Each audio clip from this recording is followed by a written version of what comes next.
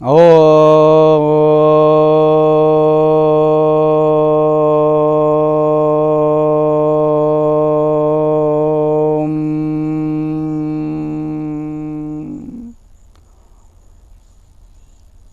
तत्सत। मैं शांति भूषण तिवारी। हम लोग जो ये सीरीज चल रहे हैं, ये पवन मुक्त आसन भाग नंबर 3 का सीरीज है। इसके अंतर्गत जो भी आसन हैं ये ऊर्जा बंध के आसन हैं। हमारे शरीर के अंदर जो ऊर्जा का अवरोध होता है, उस अवरोध को इन आसनों के द्वारा समाप्त किया जाता है। इनमें हम 3 अभ्यास, 3 आसन जो पहले वाली वीडियो है उसमें हम लोग बना चुके हैं। अगला जो हम चलते हैं, ये जो अभ्यास है यह है नौका चलासन का। नाव को कैसे हम चलाते हैं, तो जो नौका चलासन का अभ्यास है, नौका चलासन में सबसे पहले जो व्यक्ति किसी नदी के किनारे रहे हैं उनको मालूम है कि जो पतवार होती है वो पतवार होती क्या है। इसमें हम अपने पैरों को फैला लेते हैं।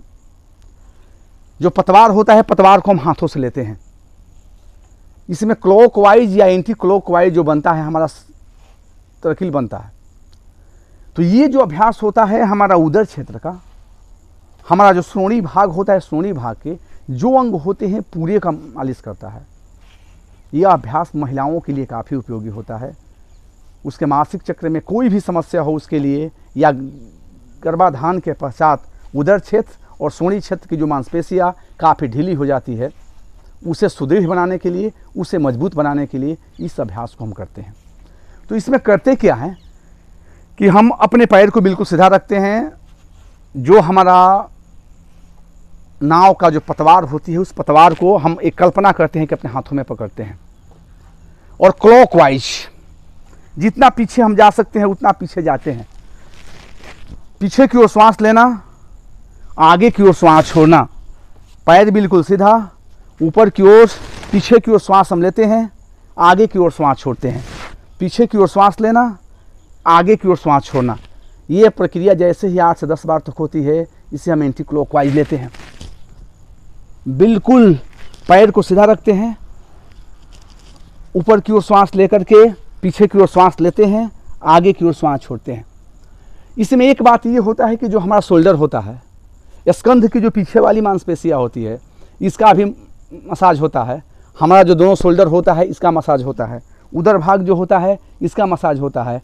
और जो श्रोणीय क्षेत्र होते हैं, जो हमारा गुप्तांग के जो पार्ट्स, उस पार्ट्स को भी मसाज करने में ये अभ्यास काफ़ी फायदेमंद होता है।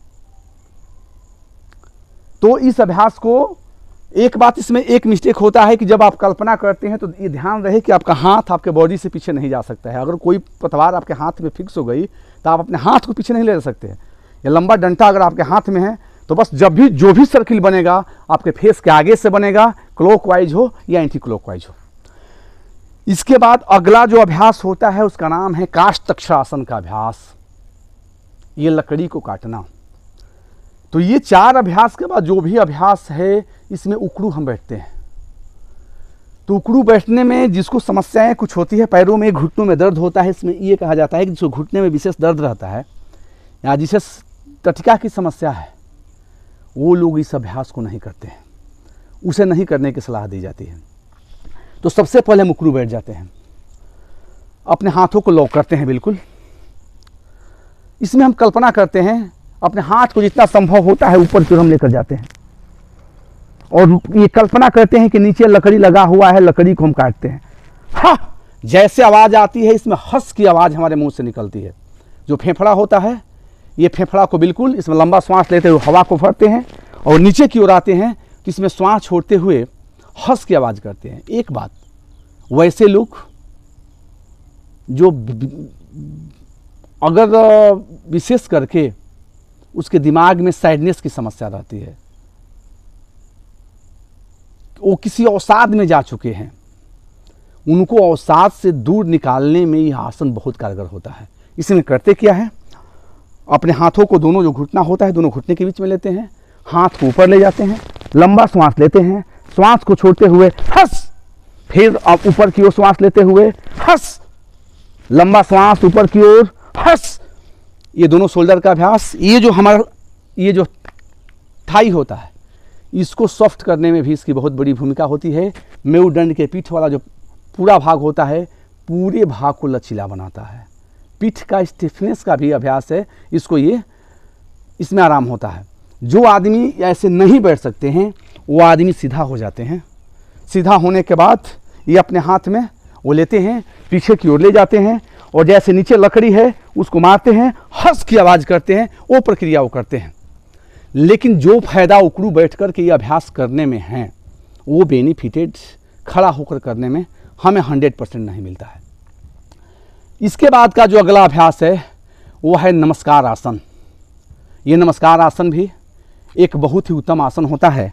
इसमें भी उकड़ू हम बैठते हैं, इसका भी पोज उकड़ू बैठते हैं और अपने दोनों केहूनी से, दोनों जो हमारा पंजा होता है, इस पंजा में 60 सेंटीमीटर लगभग 1 फीट की दूरी, ये इसमें हम ऐसे बैठते हैं।